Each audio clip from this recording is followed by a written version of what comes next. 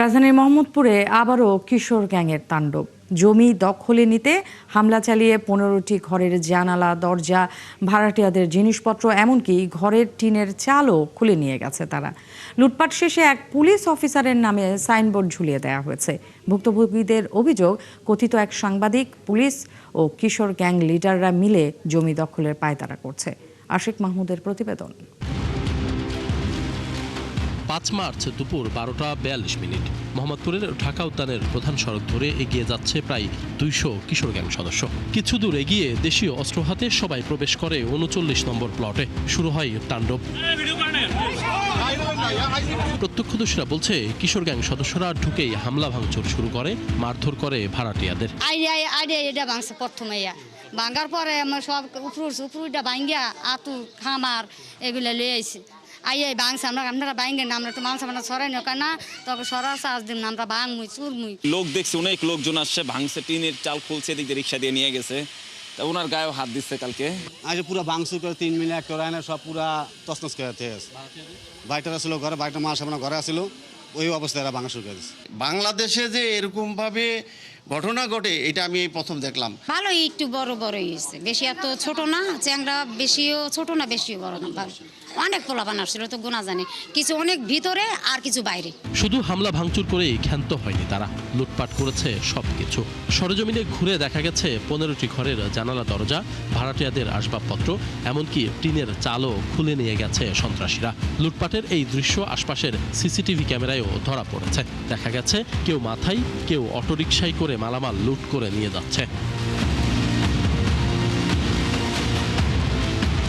ভাঙচুর ও লুটপাট শেষে একজন ব্যক্তির নামে সাইনবোর্ড ঝুলিয়ে দিয়ে গেছে সন্ত্রাসীরা। সাইনবোর্ডে দাবি করা হয়েছে ওই ব্যক্তি পুলিশের বড় কর্তা। ভুক্তভোগীদের অভিযোগ, জমি দখলে নিতেই হামলা ভাঙচুর করে কিশোর গ্যাং সদস্যরা, যার নেপথ্যে কথিত সাংবাদিক এনামুল হক এনাম। কালকে এনামুল হক নিজে স্পটে থাইকা এবং এই বাহিনী নিয়ে আইসা মিস্ত্রি, লেবার মিস্ত্রি, হাম্বল দিস্তা, দাও, শাবল, কোদাল এগুলি নিয়ে আইসা এই দরজা জানালা ভাঙে এবং আমাদের ভাড়াটিয়া আছে 9-10 জন বয়স্ক মহিলা রোজাদার, তাদেরকে লাত্তি উষ্টা মাইরা তাদের জিনিসপত্র যা আছে সব কিছু লুটপাট করে নেওয়া যায়। তাদের সাথে কিছু প্রশাসনের লোক আছে, তাদের সহায়তায় তারা এগুলি করতেছে। আর মনে করেন যে সাংবাদিক যিনি এনামুল, উনি মনে করেন যে কিশোর গ্যাং ট্যাং এগুলিকে কালকে উনি নিজে থেকে টাকা পয়সা, আমাদের সামনেও টাকা পয়সা দিয়ে, নেতৃত্ব দিয়ে, এখানে আবার কিছু আশেপাশের লোকজন করে এই জায়গাটা পুরো ভাঙচুর করে একদম জাটা করে দিয়ে গেছে। ভুক্তভোগীদের এই অভিযোগের সত্যতাও মিলেছে ভিডিও ফুটেজে। দেখা গেছে হামলা ভাঙচুরের সময় 999-এ কল পেয়ে ঘটনাস্থলে যায় মোহাম্মদপুর থানা পুলিশ। তবে সন্ত্রাসীদের বিরুদ্ধে কোনো ব্যবস্থাই নেয়নি তারা, উল্টো ভুক্তভোগীদের বিরুদ্ধেই অভিযোগ নিয়েছে পুলিশ। বিষয়টি খতিয়ে দেখা হচ্ছে বলে জানিয়েছে পুলিশের এই কর্মকর্তা। এরকম যদি কোনো বিষয় থাকে তাহলে অবশ্যই ভুক্তভোগী যেন আমাদের সঙ্গে যোগাযোগ করে, আমরা সেটি প্রপার ইনভেস্টিগেশন করে দেখব যে এই সংক্রান্ত কোনো বিষয়ে পুলিশের কোনো ইনভলভমেন্ট আছে কিনা। দিনে দুপুরে ভয়াবহ এই হামলার নেতৃত্বে ছিল কারা, এবার সেই প্রশ্নের উত্তর খোঁজার পালা। হামলার ভিডিও ফুটেজে দেখা যায় মোহাম্মদপুরের কয়েকটি কিশোর গ্যাং গ্রুপ একসাথে এই হামলা ও লুটপাটে জড়িত। এদের মধ্যে অন্যতম কবজিকাটা আনোয়ারের ভাই দেলোয়ার গ্রুপ। এছাড়াও মহিদুল, কাউসার ও ইমনকে হামলার নেতৃত্ব দিতে দেখা গেছে। এরা সবাই কিশোর গ্যাং লিডার রাফাত গ্রুপের সদস্য।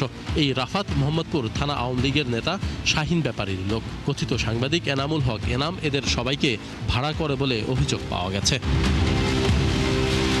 বিষয়টি নিয়ে কথা বলতে এনামুল হকের সাথে বারবার যোগাযোগের চেষ্টা করেও দেখা মেলেনি। তার মোবাইল ফোনটিও বন্ধ। নম্বরটি এই মুহূর্তে বন্ধ আছে। এছাড়াও সিআইডির যে পুলিশ কর্মকর্তার নামে সাইনবোর্ড ঝোলানো হয়েছে তার বিষয়ে এখনও বিস্তারিত কোনো তথ্য পাওয়া যায়নি। তবে সংস্থাটির হেডকোয়ার্টার থেকে আনুষ্ঠানিকভাবে জানানো হয়েছে, এই আবু বক্কর সিদ্দিক নামে সিআইডিতে বর্তমানে কোনো পুলিশ অফিসার কর্মরত নেই।